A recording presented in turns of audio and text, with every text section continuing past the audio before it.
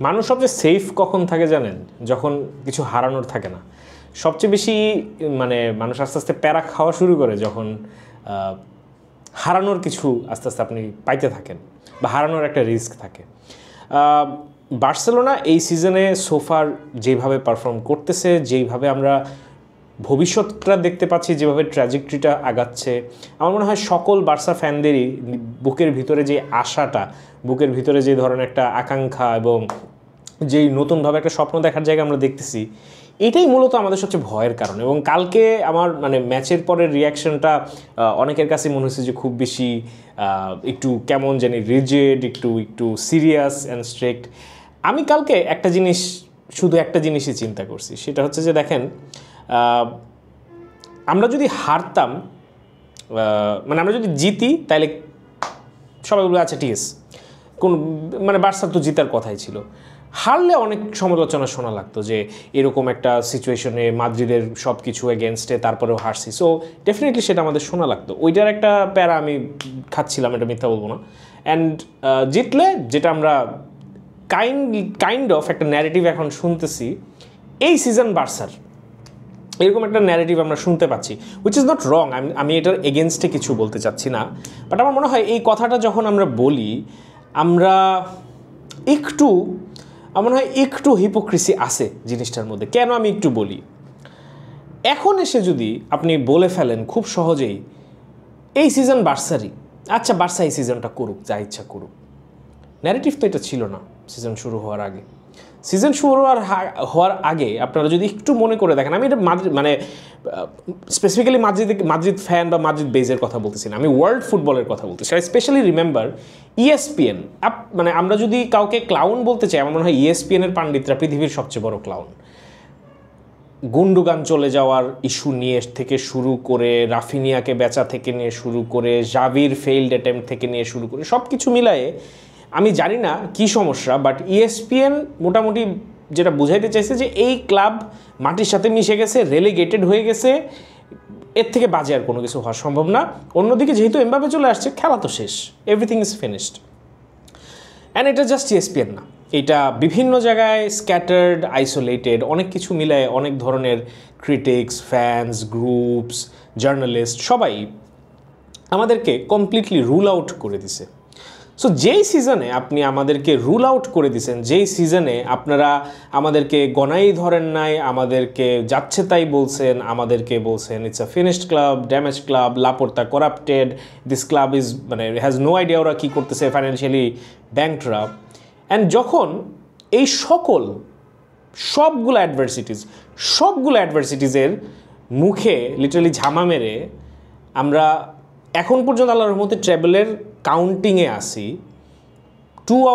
One of the only 2 European clubs left, সেখানে সে ক্রেডিটটা না দিয়ে যদি জাস্ট বলে ফেলেন যে এই সিজনটা রাখ, তোরা এই সিজনটা খেল, আমার মনে হয় that's a bit hypocritical. Because ক্রিটিসিজমের বেলায় আমার মনে হয় কেউ পিছপা হয় নাই, প্রেজ দেওয়ার বেলায় আচ্ছা তোদের season. That being said, Barca ফ্যানদের জন্য আমি এতটুকুই, এই পয়েন্টটা আমি মূলত তুলছি বার্সা ফ্যানদের জন্য। For us it's very important to realize, it is extremely important to realize যে কেন আমি শুরু থেকে ট্রানজিশনের কথা বলছি এই সিজনে, এবং কেন এই সিজনে ট্রফি মূল লক্ষ্য না হইলেও আমরা যা জিততে পারছি সোফার, এবং ইনশাআল্লাহ যদি আরও সামনে জিতি, এটাকে ট্রেজার করে রাখাটা আমাদের জন্য অসম্ভব রকমের দরকার। কারণ দেখেন, একটা খুব লার্জ সেন্টিমেন্ট ছিল, বা একটা মোটামুটি across the world, footballing world, একটা কমন টেনশনের জায়গা যেটা ছিল যে the redemption or let's say the rebuild of Barcelona failed with Xavi.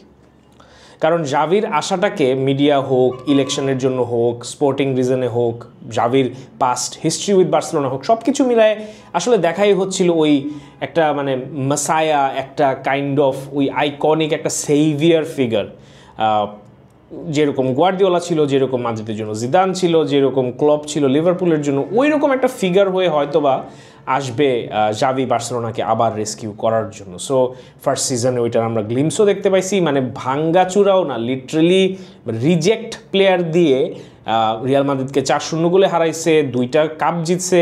Suddenly এটা আমরা ভুলে যাই সবাই ফর সাম রিজন, খুব বেশি না আগের সিজনেই। সো ওইখান থেকে আশা আবার তুঙ্গে উঠে গেছিলো, হোপ আবার তুঙ্গে উঠে গেছিলো যে তাইলে কি আসলে আমাদের রিবিল্ডটা শুরু হইলো, তাইলে কি আসলে ট্রানজিশনটা অবশেষে শেষ হইল। নেক্সট সিজনে রিইনফোর্সমেন্ট আসলো, লেভানডস্কি আসলো, রাফিনিয়া আসলো, কুন্ডে আসলো, এরকম অদ্ভুত অদ্ভুত মানে হঠাৎ করে আমরা এক সিজন মানে আমার মনে আছে ওই ট্রান্সফার সিজনটাতে 5টা প্লেয়ার প্রবলি আমরা সাইন করাইছিলাম। ওটার মধ্যে আসপেলিকুয়েতা আসপেলিকুয়েতা না, মার্কাস আলোনজো ছিল I think, I forgot the name, আরেকটা প্লেয়ার ছিল। এনিওয়ে, সো ওই জায়গা থেকে ক্রিস্টেনসেন ছিল। So that project failing, Amazon প্রাইমের সাথে ভিডিও টিডিও বানায় অনেক কাহিনী করছি, দ্যাট প্রজেক্ট ফেইলিং বার্সা ফ্যানদের জন্য এত বড় একটা ধাক্কা ছিল যে if not Xavi then who. The question was যে আমাদের কোয়েশ্চেন ওয়াজ নট যে নেক্সট ম্যানেজারকে, that was not the question for Barcelona. The question was if not Xavi then who. Because তখন আসলে অপশন কে কে ছিল, টেন হাগ ছিল, এটা মানে ওই রকম আহামরি কোনো অপশন ছিল না যাদেরকে আপনি জাভির যেরকম আমরা একদম চোখ বন্ধ করে সব ফ্যানরা র্যালি করছি, অনেক পাণ্ডিতরা র্যালি করছি, এরকম কিন্তু ছিল না আপনার আর কোনো অপশনের বেলায়। দেন আস্তে আস্তে একটা নাম আস্তে আস্তে ইমার্জ হইতে থাকলো মিডিয়ার মধ্যে যে Hansi ফ্লেক।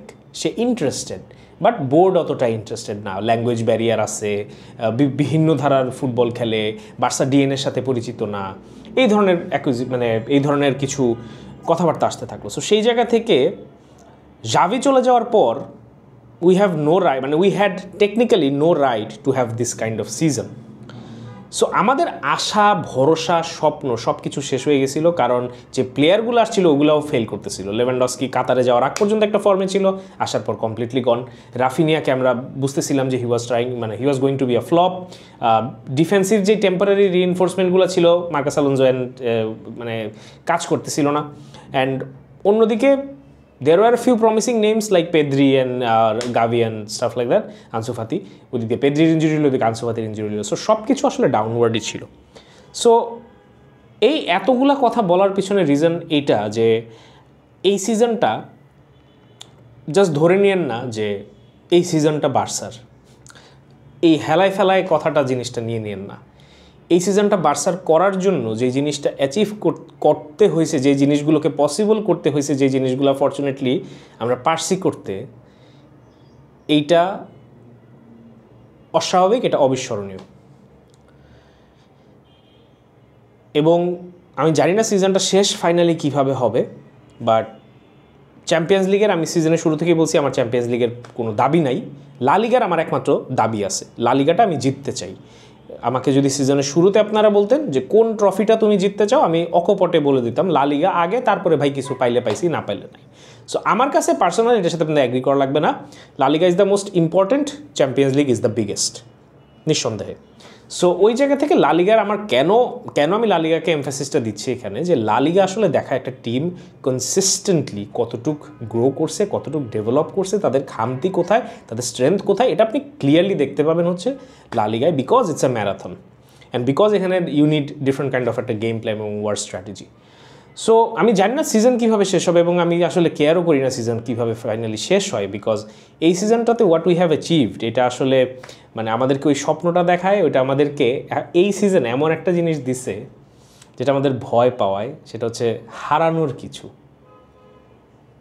That's the whole thing I try to sort of talk about, যে এখন আমাদের হারানোর কিছু আছে। সো এখন আমি যখন ফাইনাল দেখতে যাই আমার হারানোর কিছু আছে, because we went in to the game as favourites.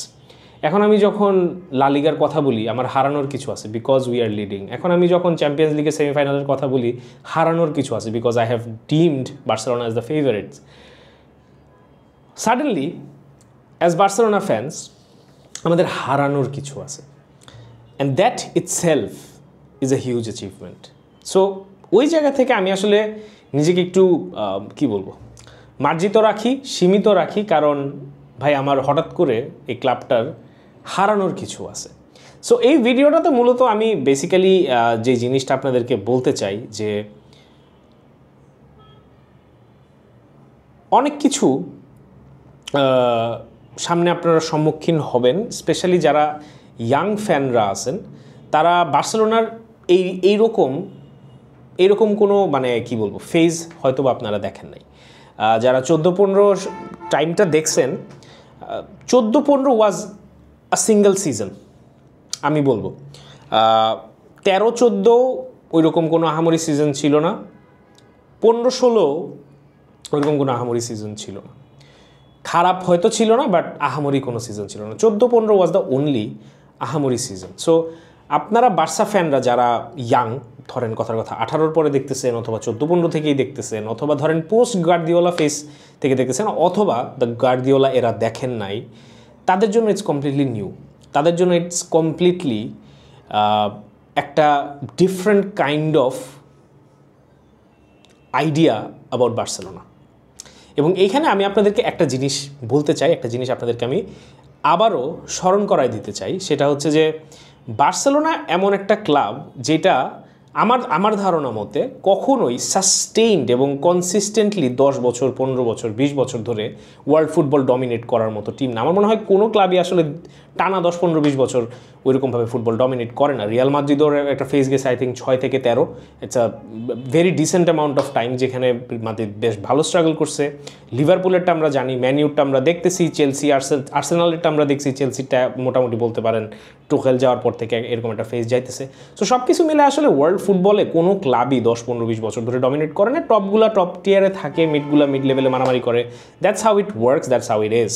But বার্সেলোনার জায়গাটা হচ্ছে কি, যখন এরা একটা ফুটবল খেলা শুরু করে, যখন the era of Barcelona starts, তখন এভরিওয়ান টেক্স নোটিস, তখন সামথিং ম্যাজিক্যাল হ্যাপেন্স। তখন it is not just about trophies, it is not just about goals, it's much more than that.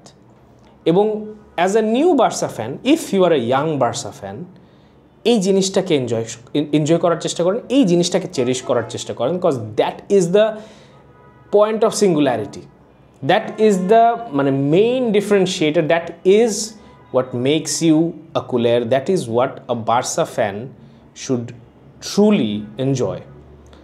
Now let's end this video by saying something truly magnificent. এই যে বললাম না, যখন Barcelona খেলে, Barcelona সবসময় এত consistently এত লম্বা সময় ধরে ডমিনেট করতে পারবে না, because what we demand from our team is extremely difficult.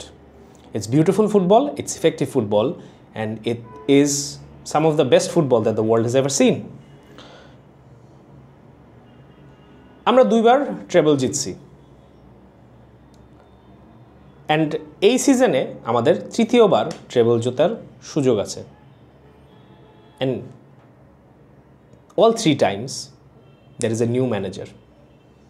It's not a single regime.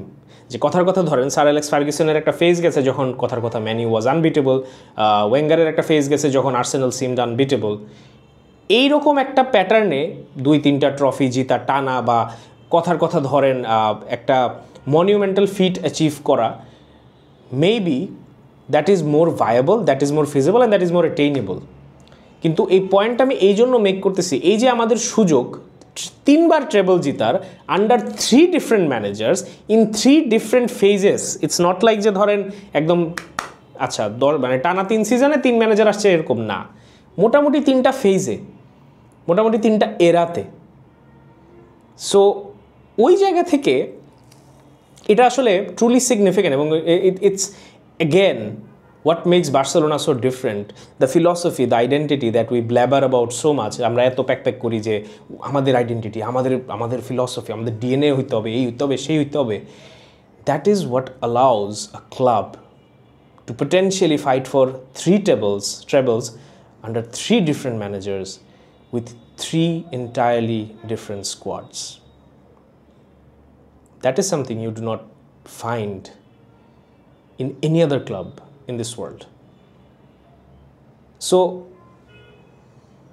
as a Barca fan, this season we have something to lose, and because of this season, hopefully we will have much more to lose in the coming seasons. এবং এইটাতে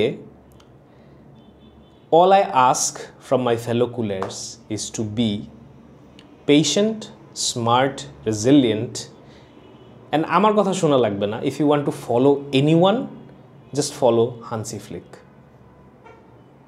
that's all. মন খুলে এই কথাগুলো বলার ছিল, কোনো tactics না বা কোনো ওরকম আহামরি কোনো জ্ঞান গর্ভওয়ালা বিষয় না, but it feels good to see my club giving me something back and making me fearful of losing those things. Fiscal Barca.